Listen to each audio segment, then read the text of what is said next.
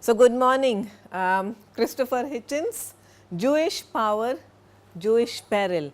Now, before we start, I want to ask you some questions now.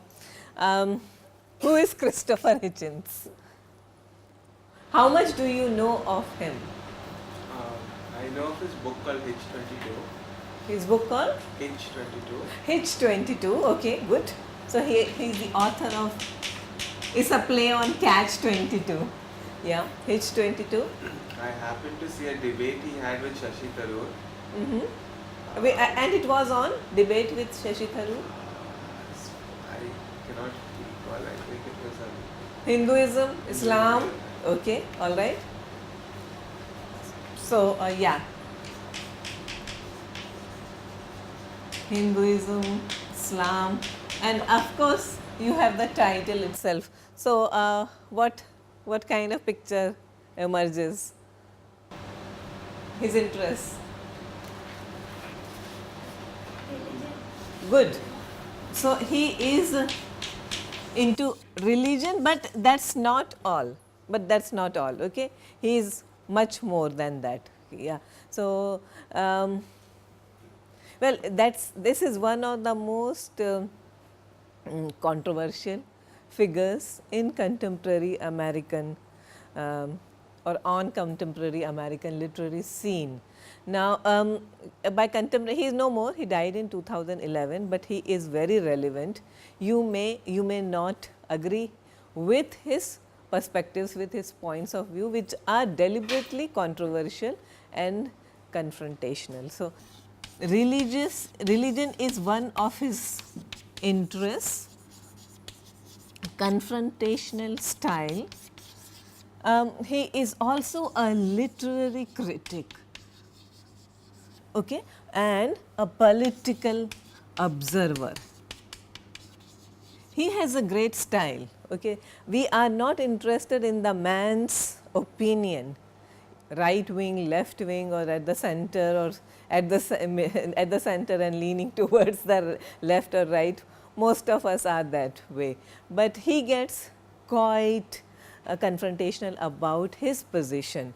But at the same time, you need to think about what he is trying to say, and at the same time need to understand the inherent contradictions in his philosophy. He is a philosopher, he is a thinker, no doubt about it, but a philosopher of a very different kind. He is very open, and he is many things. You know, it is very difficult to encapsulate the essence of Christopher Hitchens in one class. But okay, let me just tell you, he is the author of 30 books. So, you can well imagine how busy he must have been throughout his life. So, he has authored 30 books. Most of the time he was based in Washington with his wife, I think Carol. She is also a documentary filmmaker and all, Carol Blue, and she still is around, she survives him. And I'll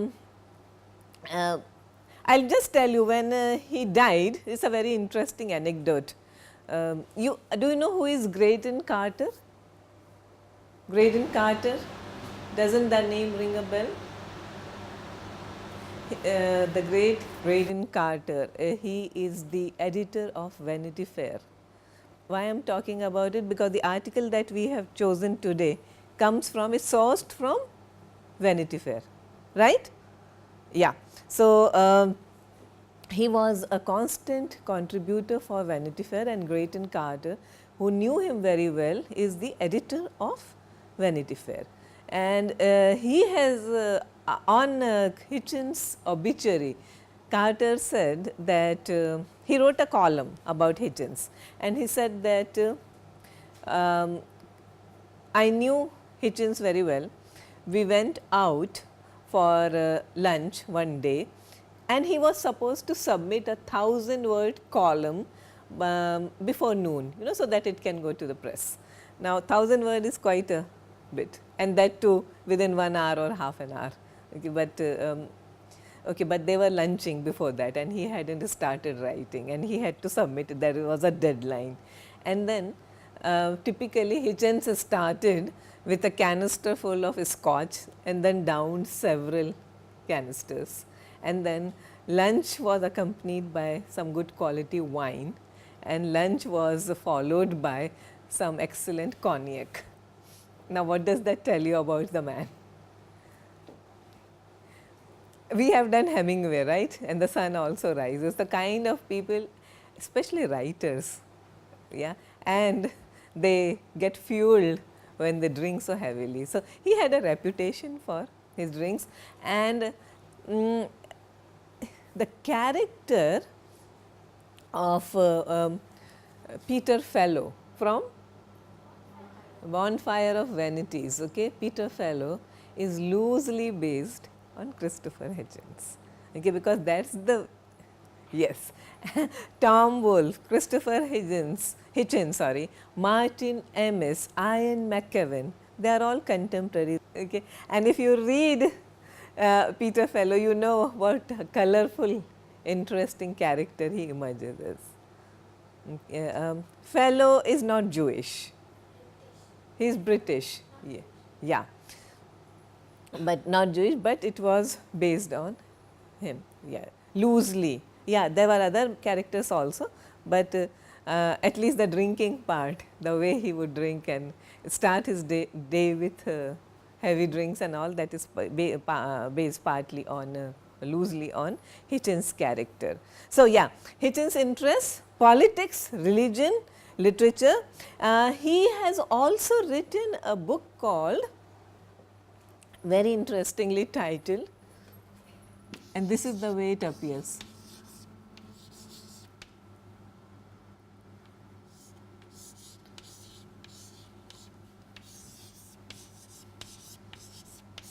Comment on it. He is unapologetic.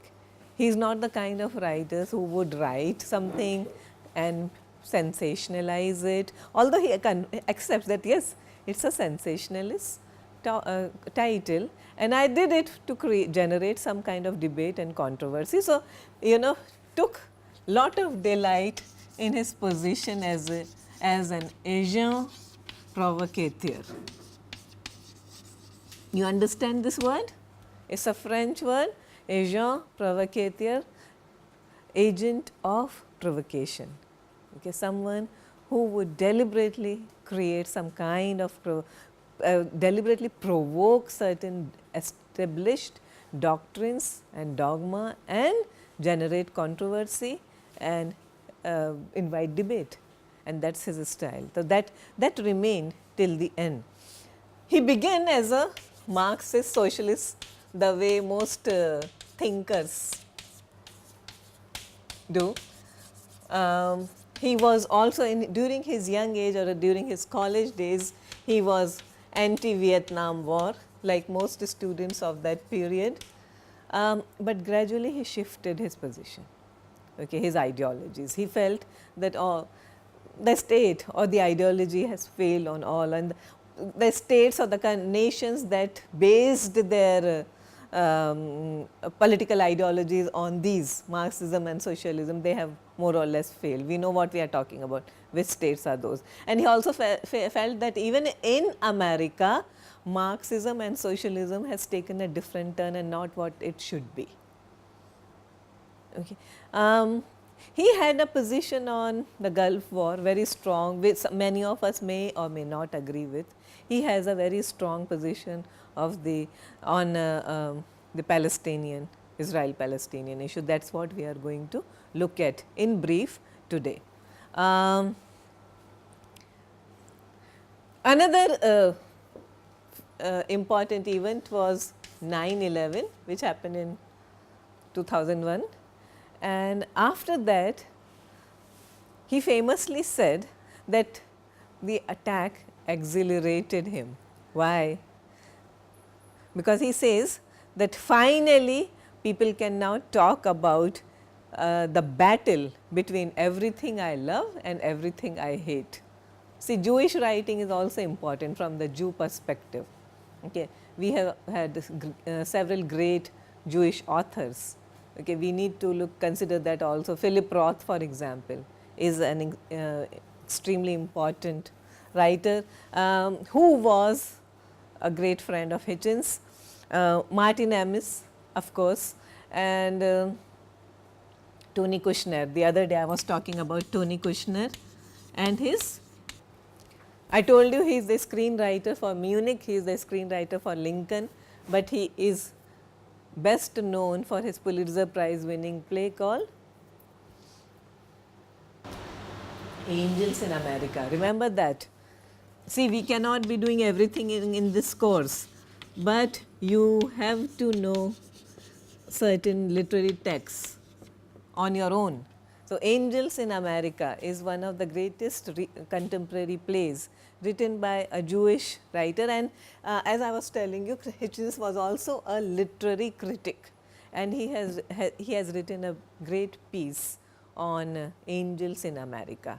So, I think you should also look at that, okay, what Hitchens says about, because the play cover takes into account several issues, particularly the McCarthy period, then homosexuality, and also AIDS. Okay. This is one subject that was not really out in the open, at least in the 80s. But Angels in America took the subject, took the theme by its horns and did a, I mean it's a very, very nice play, very good play, and it has to be read. So, in order to understand a number of issues that ail contemporary America and how the writer has tackled that, and you have to also read Hitchens' critique or review of the play. Okay, so before we move on to do the text, how many of you have read the text? Somewhere that Hitchens, Dawkins and two other public intellectuals are known as the four horsemen. Richard Dawkins and two other people whose names I can't recall, but all four of them are known as the four horsemen of doom. And they're all four very famous for coming out in the open with their atheist, very radical atheist stance against all religions. But he seems quite similar in his stances to Dawkins, Richard Dawkins as well. Where they are anti-religion, but since they are speaking from a very specifically US oriented point of view, the religions they take up will mostly be Islam or Christianity. So, let us start with the text now. Jewish power, Jewish peril. Now, whatever that means. So, the introduction, because this article comes from Vanity Fair, and it says, in seamless prose that links history to current events, Christopher Hitchens brings clarity to some of the most complex issues we face today, whether the subject is the trouble within the marriage of the so-called European Union or the role of a tiny Gulf state like Qatar as a possible model for a post-Hussein free Iraq. He offers piercing insights born out of ambitious reporting. Now, I want you to look at the first paragraph. Two old Jewish men are sitting on a park bench in Berlin in the early 1930s. Things are not yet so bad, but that doesn't mean they won't get worse. One of the two is solemnly reading a Jewish newspaper. The other is scanning a Nazi paper and laughing out loud. Finally, the first man stops reading and says, "It's bad enough that you read that pro-Hitler rag, but to laugh at it." The second responds with a shrug. "What if I read your paper? It tells me about Jewish windows being broken, Jewish shops boycotted, Jewish children beaten up in school. So, if I read the Hitler paper, it tells me that we Jews control the whole world." Okay, so that's a bad joke. Okay, but that's a joke, and that is the Jewish predicament in the early 30s. Now, we are talking, he has taken us back to that history just before the Holocaust. All right. So, how many of us are here who do not know these very basic terms? Have you read any literature of Holocaust? Yes, Namita? Man's Search for Meaning by Viktor Frankl. Okay. Man's Search for Meaning. Okay. By Viktor Frankl. by Viktor Frankl. Yeah. Okay, anything else? Diary of a Young Girl. The Diary of a Young Girl. Diary of a Young Girl. All right. I was looking forward to something more complex. Have you come across Hannah Arendt's Eichmann's trial? Eichmann. Have you heard this name? Okay, so just let me write it for the benefit of our viewers. Hannah Arendt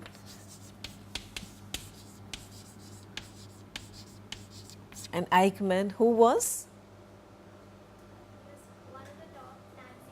He was one of the top Nazi generals or leaders who carried on the orders, okay, for all the atrocities that happened in Germany, especially in Auschwitz.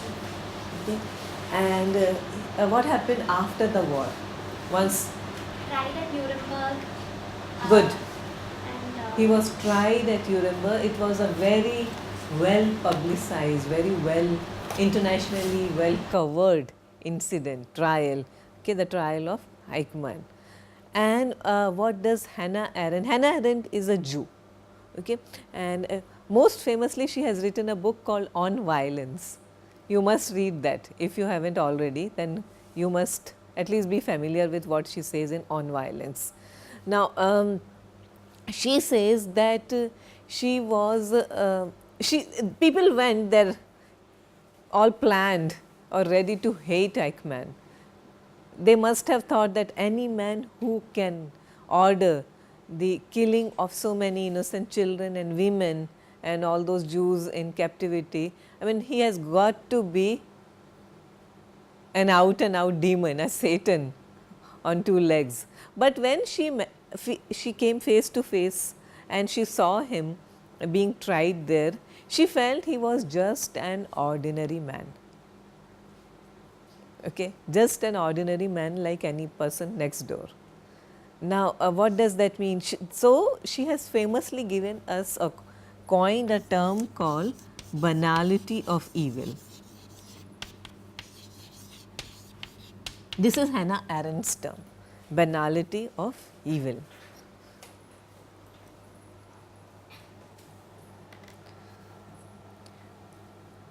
Where she says that Eichmann says that when he was asked that why did you do that, why did you order that kind of massacre, annihilation of the Jews, he says, I was just taking orders.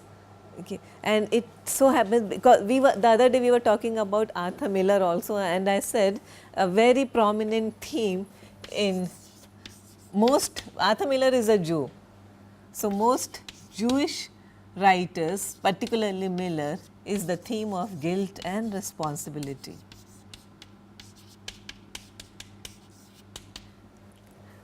Miller too has written something about Eichmann's trial, okay, but that is not our concern right now.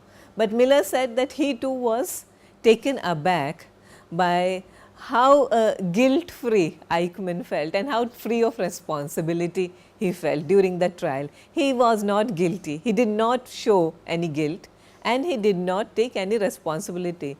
He had just one response, I was just taking orders. Now, Hannah Arendt says that how banal, you are just taking orders. I mean, anyone can tell you to do anything. Yet, so, you are evil, but at the same time a very stupid person. You are not even a cunning or evil in the real sense who has some ability to think for himself, but you are just a very foolish taking the order kind of an evil. So, therefore, the term banality of evil. All right. So, from there we move on. So, that is the 30s and the 40s that we are talking about. And then As I began to write this article, synagogues had been firebombed in several French towns and in one North London suburb, and a suicide assassin had massacred Jews who just minutes earlier had arrived from synagogues from a Passover dinner in the Israeli coastal town of Netanya. In response, American Jews in California had taken out an advertisement urging Woody Allen and others to boycott the Cannes Film Festival on the grounds that the days of Vichy were back. Similar themes were being stressed by many Jewish and Israeli writers who spoke darkly of the imminence of another Holocaust. Very often recently, this never again note has been struck by liberal and even radical Jews who seem to regret their former softness. Nat Hentoff, civil libertarian and longtime friend of the civil rights movement, told New York Magazine that if a loudspeaker goes off and a voice says all Jews gather in Times Square, it could never surprise me. Now, what does this mean? There is a neo-fascism in the air, or there is a new anti-Semitism feelings in the air. But what's the time that we are talking about? Which period are we talking about? Okay, so early 90s, again you have this renewed interest, and I mean every country goes through a wave of anti any race or anti any religion of, yeah. So, in the early 90s the problem was again the people started becoming anti-Jews. Now, whatever could be the reason for that, maybe Jews were becoming again quite prominent, quite dominant all over the place, and people do not like that. Jewish supremacy, that has always been a threat. Okay. And then of course, we have these Israel-Palestinian issues, okay, and the threat from Islam and its proponents that who want, I mean who want a break in the peace, so called peace talks. If there are peace talks in progress between Israel and Palestinian groups, then they have to be halted, and therefore these renewed attacks on Jews and their symbols like such as synagogue. Now, on the grounds that the days of Vichy were back. What is Vichy? It is not Vichy, but Vichy. What is Vichy? It is a anyone? It is a very important, yeah, Holocaust, Auschwitz, Vichy, these are all interconnected. There is a theme, there is a thread that runs through. Vichy is a place in France, okay, and Vichy was one of the places in France that was controlled by the Nazis. Yeah. So, this was and the Jews were persecuted very badly in Vichy during the 40s.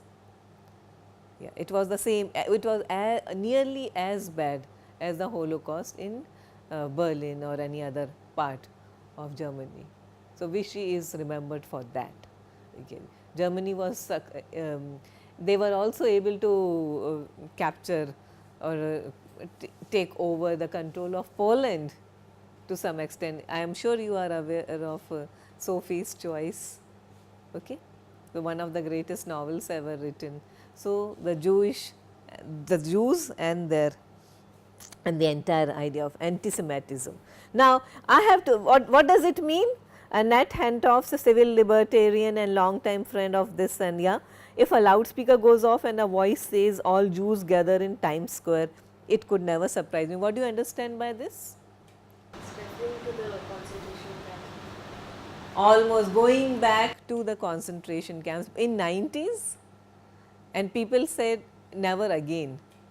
Okay. Now, for us sitting in this part of the world, it is very difficult to believe all these things happening, but then perhaps it is possible. Okay. That is what he is trying to tell us. The kind of attacks that are happening on Jews in various parts of the world, it would not surprise anyone if Jews are asked to come again in Times Square and then they are packed off to some kind of a concentration camp. Okay, it is that bad. All right. Now, it is also interesting to note that when Hitchens was growing up, his parents hid the fact that they were a Jew family. Yeah. He says that I was never told till he was quite old, and he said, but somehow I had always guessed that something is different about us. So, that is the idea of being perhaps a little marginalized, perhaps a little ostracized, Okay, that feelings were already there, always there. Now, next line, perhaps I should say here that I am related on my mother's side to this ancient argument, and that according to the law of Moses, the Israeli law of return and the Nuremberg laws, I can be counted as a member of the ancient tribe. So, I can be a Jew, and he is a Jew from his mother's side. I maintain that I have the best evidence of Darwin and DNA on my side, as well as many recent anti-biblical and anti-mythical discoveries made by Israeli archaeologists. Zev Herzog, professor of archaeology at Tel Aviv University, has concluded that the Israelites were never in Egypt, did not wander in the desert, did not conquer the land in a military campaign, and did not pass it on to the 12 tribes of Israel. Furthermore, the united monarchy of David and Solomon, which is described by the Bible as a religious power, was at most a small tribal kingdom. Now, what is the significance of all this? Well, history, how history is reinterpreted in every age, in every society. You know, there is a renewed interest in religion and history, and then there are renewed comments on history and literature, and no, history and religion, sorry, not literature. So, it is always that whether we should take religion that seriously or not, that is there. But how he agrees to that, maybe it did not happen. But at the same time, nonetheless, I like to think that I would be despised or hated by any movement defining itself as anti-Semitic, and on my shelf is an American Nazi pamphlet denouncing the Zionist occupation government, or ZOG. What is Zionist? It was a land promised to them. Promised land. Okay. So, people who actually ask for the promised land. There has to be a promised land, and this is what the article is all about. If you do not know what is Zion, what is the promised land, the idea of the Jews being given the promised land has always been in existence in history, in culture, in the Bible, in religion. Okay, but whether they will be given that or not, and how important it is to have a promised land, and if they are given, then what are the implications. This is what the article talks about. All right. So, at some point he also says the protocols have been repeatedly and conclusively shown to be a crass forgery originating in the witch trials of the Middle Ages and updated for the modern world via the reactionary secret police of the Russian Tsars and the publishers of Mein Kampf. In neither circle, incidentally, were Arabs or Muslims regarded very highly. Here again we find a version of the same sick joke. The Jews are supposed to be diabolical and clever enough to plot a secret world rule and stupid enough to write the whole plan down. Okay, so, there is a book in circulation, The Protocols of the Elders of Zion. Now, this is how Jews have been projected, okay, that there is some kind of a secret society that is plotting to take the world down. Hitchens takes a position which is extremely pro-Jewish, okay, in spite of all his claims that he is anti-religion and atheist and all, but in spite of that he takes a very strong position. So, we need to now read the article in order to discuss it better. So, I would ask you to come having and prepare the article, read some more or watch some more videos about Hitchens' position on Hinduism, his debate with Shashi Tharoor, and also his position on the Palestinian issue. Only then we can discuss it further. All right. So, thank you.